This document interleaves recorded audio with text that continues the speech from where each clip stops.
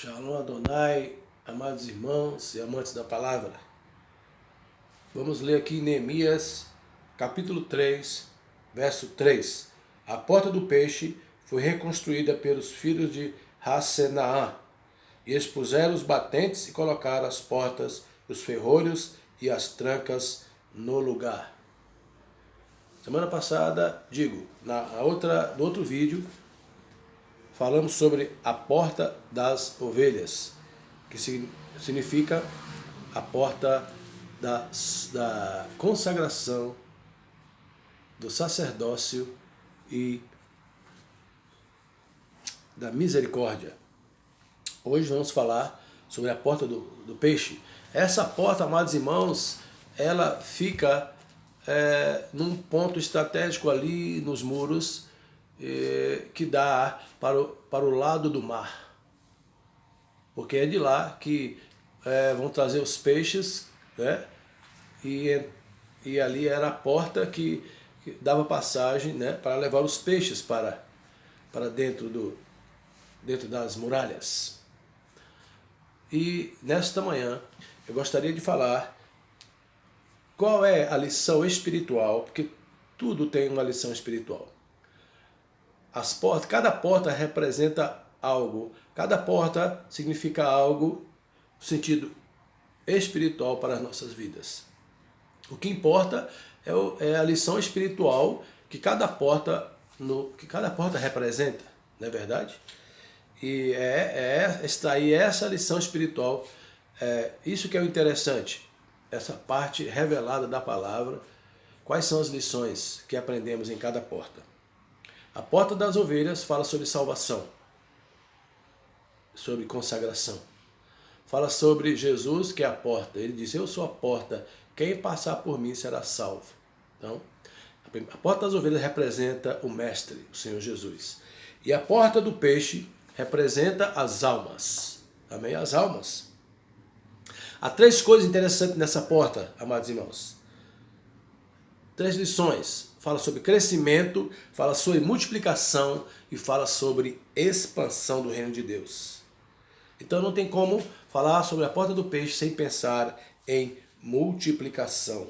Crescimento da obra de Deus. Multiplicação da obra de Deus. Fala sobre alma, fala sobre discipulado, fala sobre fazer discípulos. Em Mateus 13, 47, o Senhor fala sobre a multiplicação. E diz também que nem tudo que vem na rede farão parte do reino de Deus. Quantas pessoas adentram na casa do Senhor, não é verdade? Você convida e vão, e quantos não permanecem? Não é verdade? Nem tudo que cai na rede é peixe. Existem peixes bons e peixes ruins. E eu pergunto, que tipo de peixe eu sou? Que tipo de peixe nós somos? Não é verdade? Lá na porta das ovelhas, lembra, não tinha ferrolho. Já aqui na porta do peixe tinha ferrolhos por dentro. O que é que peixe representa? Peixe representa o quê? Crescimento. Né?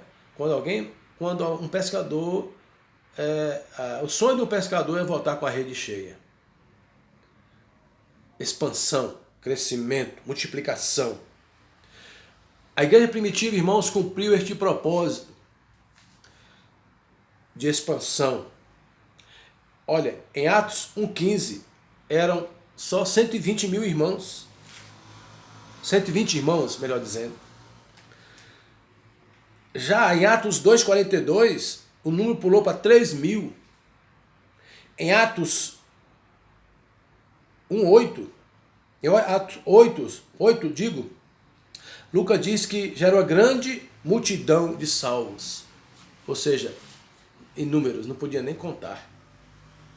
Então, a igreja primitiva, lá em Atos, ela crescia e se multiplicava, porque ela cumpria o ID de Jesus, a grande comissão, né?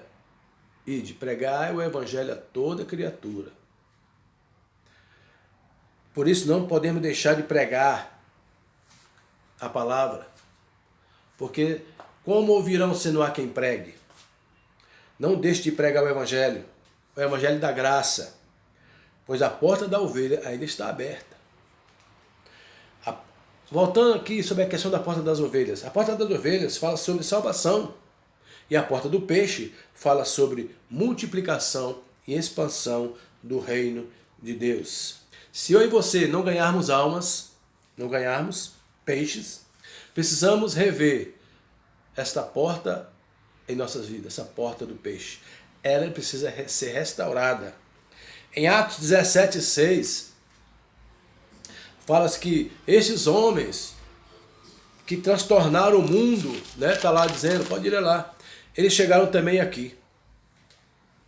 Hoje, a igreja, ela não está incomodando ninguém, irmãos. Quando fala em peixe, vamos associar esta palavra ao evangelismo. Jesus disse a Pedro, em Mateus 4,19, vinde após mim e eu vos farei pescador de homens. Evangelizar é a missão da igreja. Restaurar a porta do peixe é restaurar esse ministério de evangelismo, da grande comissão. Pregar o evangelho é a nossa obrigação. Hoje a igreja atual é a que menos evangeliza, segundo estudos de pesquisadores da área. Pense e responda para si mesmo. Você já falou de Jesus essa semana para alguém? Para quantas pessoas você falou sobre Jesus? Sobre o Senhor Jesus? Às vezes nós falamos de tudo nas redes sociais, não é verdade? Menos da palavra de Deus. A porta do peixe, ela está quebrada. Ela precisa ser restaurada. E restaurar esta porta é dar de comer àqueles que estão carentes da palavra de Deus. A rede da porta do peixe está rasgada. A maior missão da igreja é ganhar almas. Infelizmente, perdemos essa visão. Em Mateus 14,16, Jesus disse, dar-lhe voz de comer. Em Mateus 28, 18 a 20, tem, ide, portanto, e é-me dado todo o poder nos céus e na terra, fazer discípulos de todas as nações, ensinando-os a guardar todas as coisas, e eu estou convosco todos os dias. Depois que restauramos a porta do peixe, amados irmãos, vamos prosseguir debaixo do poder e autoridade que Deus nos deu. Deus nos deu poder e autoridade. O evangelho hoje, ele é mais status, não tem convicção, não tem experiência, não tem vida.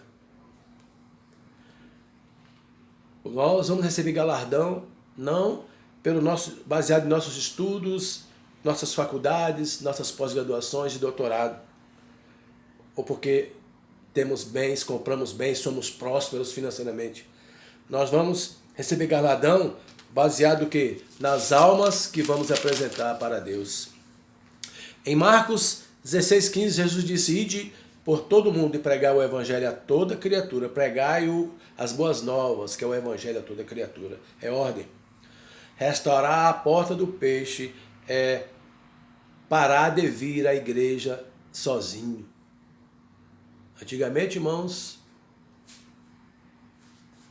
você não via ninguém sozinho indo à igreja. Sempre alguém, um levando o outro. Ovelha gera ovelha.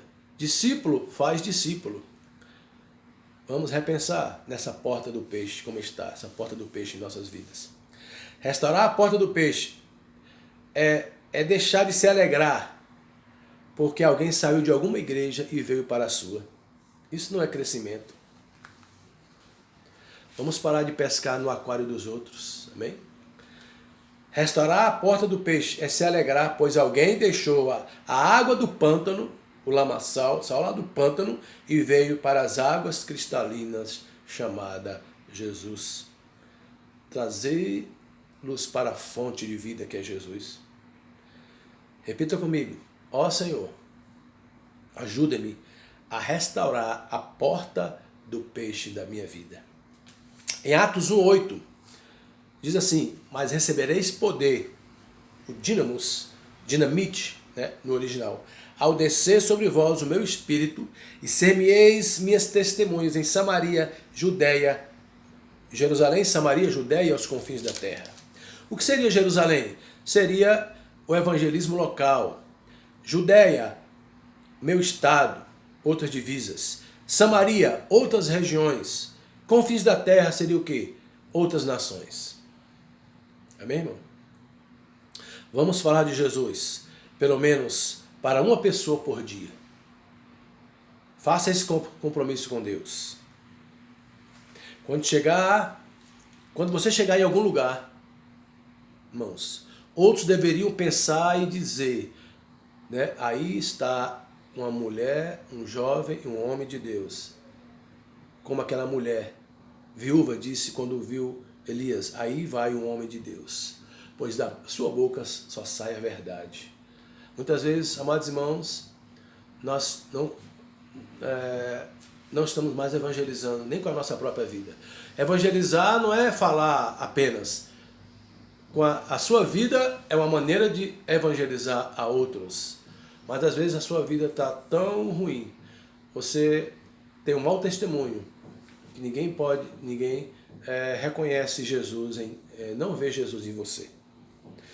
Há uma experiência um homem chamado D.L. Moody, um evangelista norte-americano.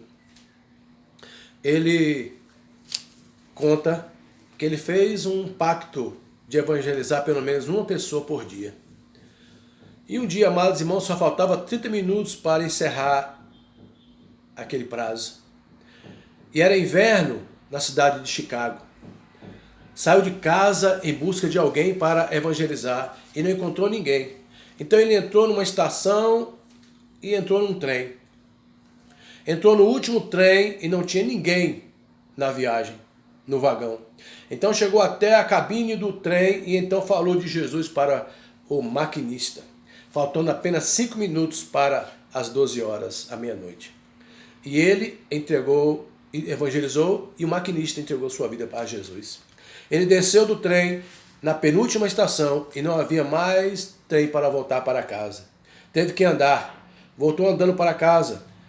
No inverno rigoroso. Chegou em casa de madrugada, 3 horas da manhã. Foi dormir. Ao amanhecer, Moody viu no jornal que o último trem havia saído do trilho e tombado. E só havia uma vítima, o maquinista. Ele se ajoelhou ao lado da cama e disse a Deus, muito obrigado, Senhor, porque houve tempo de eu evangelizá-lo e cumprir o meu propósito. Amados irmãos, Deus nos deixa na terra, nos deixa na terra. A missão nossa é de evangelizar. A porta do peixe, ela tem que ser ativada de novo. Amém? Em 1 Coríntios 9,16, Paulo disse assim, ai de mim, se não pregar o evangelho, por isso me foi imposto. Deus impôs isso. Ele diz, ai de mim, se não pregar o evangelho. Isso lhe foi imposto pelo Senhor. Amém? Faça esse desafio também, de evangelizar pelo menos uma pessoa por dia. Amém? Que a porta do peixe seja restaurada em sua vida. Que Deus te abençoe. Seja um ganhador de almas. Cumpra o propósito que Deus tem contigo, tem conosco, que é evangelizar, ide por todo mundo e pregar o evangelho a toda criatura. Quem crê será salvo, quem não crê será condenado. E os sinais seguirão aqueles que creem. Amém? Os sinais seguirão a tua vida. Deus te abençoe. Restaure a porta do peixe e cumpra o propósito de Deus de ganhar almas para o seu reino, em nome de Yeshua e Amashia. Ganhe um, apenas um. Se cada ovelha gerasse uma ovelha, a igreja do Senhor estava repleta de almas. Almas, como Lucas diz, tantas almas que não dá nem para contar. Que o ano de 2023 você faça este propósito com Deus, de evangelizar pelo menos uma pessoa por dia. Amém? Que Deus te abençoe, em nome do Senhor. Amém.